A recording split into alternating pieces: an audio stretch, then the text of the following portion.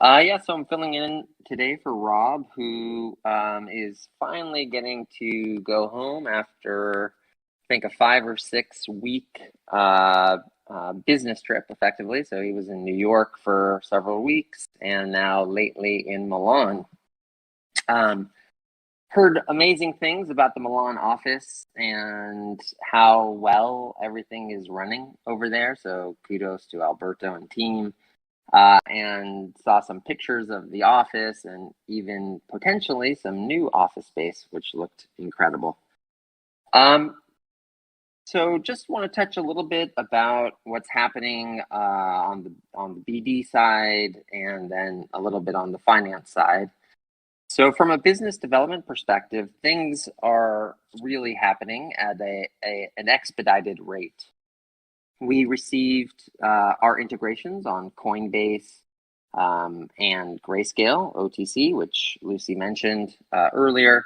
Those are two really big projects for us, two enormous integrations that we had been working on for years, literally years. And Vano gets a lot of credit for just an enormous amount of work and effort over a course of several years, literally. And now the next step is, okay, we're on some amazing exchanges. We're integrated, 40 plus exchanges, lots of major wallets, fiat on-ramps and off-ramps. But what's next? And so Vano has laid out his path for the next iteration of Zen integrations, which exchanges we're targeting, which wallets we're targeting, how we're going to go about it. So excited to get that process started and excited to have new goals with respect to which platforms we'll see Zen on next. Also, lots of interest on the inbound perspective, which is a pleasant change. Normally, we're always the ones seeking out partnerships from third parties. I think as our project grows and name recognition gets brighter, projects are reaching out to us now. And as our technology nears completion, or at least public release, we're getting projects that are calling us and asking how they can participate.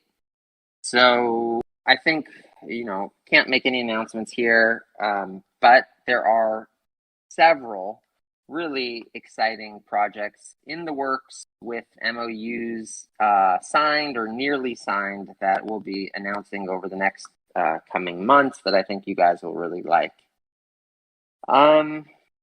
Moving on just a little bit to finances.